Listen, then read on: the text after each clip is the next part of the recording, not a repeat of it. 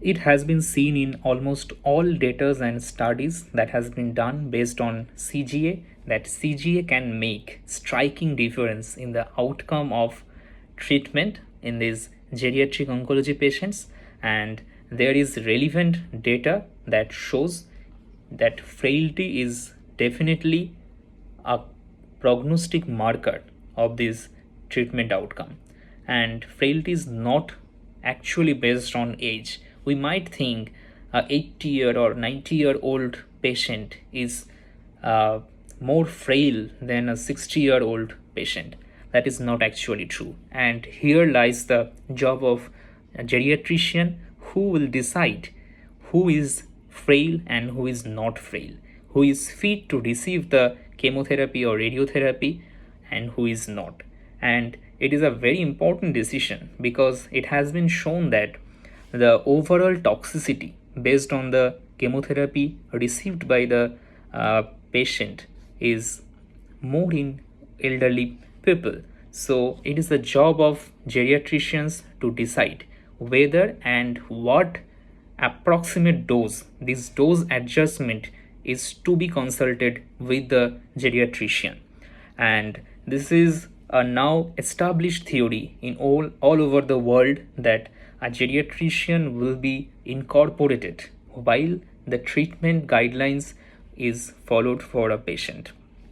And that is the reason for this video, to enlighten all of our medical professionals that geriatric oncology cases should always be included by a geriatrician. And there are various challenges in our system, definitely, because as we are approaching for 20% of populations being geriatric age group, but there is very shortage of geriatrician.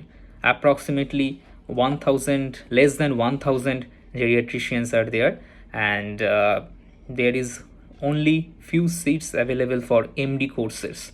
So there is definitely a very large gap in supply and demand, and the time and manpower constraint is always there. There is definitely socio-economic barriers because if not, we cannot expect that everyone will get this facility, because definitely it is a matter of economical burden also. So in government or semi-government sectors, we can expect a geriatrician to be incorporated in this team, but in private setup, definitely that is a matter of time. And definitely there is limited palliative care integration also. So a geriatrician will always decide whether this patient should get definitive treatment by chemotherapy, radiotherapy or surgery, or the patient should only get palliative treatment, because it has been seen when the more frail patient receives the chemotherapy, the overall median survival is less than not receiving the chemotherapy at all. So it is a job of geriatrician to decide whether this patient should at all get the chemo or radiotherapy, or the patient should undergo palliative or end of life care. So this type of taboos should be broken by the geriatrician only, and that's why the importance of geriatric oncology by the geriatricians.